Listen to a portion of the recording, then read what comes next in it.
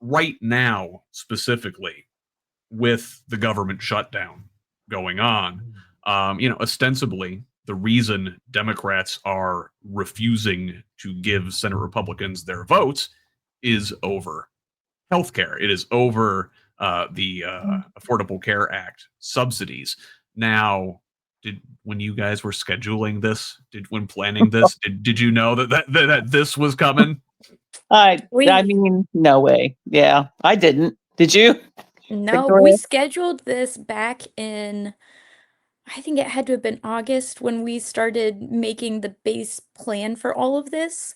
So that was 3 months ago that Yeah. we never could have foreseen that this was going to happen. I mean, they had already made significant cuts to the federal budget for ongoing funding of the Affordable Care Act tax credits earlier this year during the budgeting Mhm. session.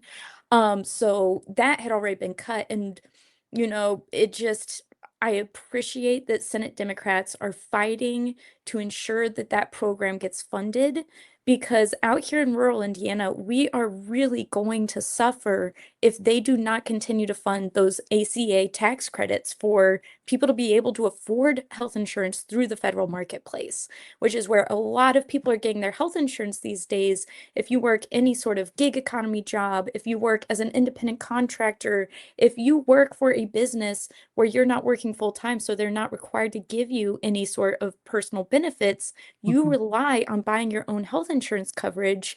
And if you're working any one of those number of jobs, you're probably not making enough to afford it on your own without some form of assistance. So Yep. it's really it's terrible that they're pitting it against feeding our most vulnerable populations at the same time.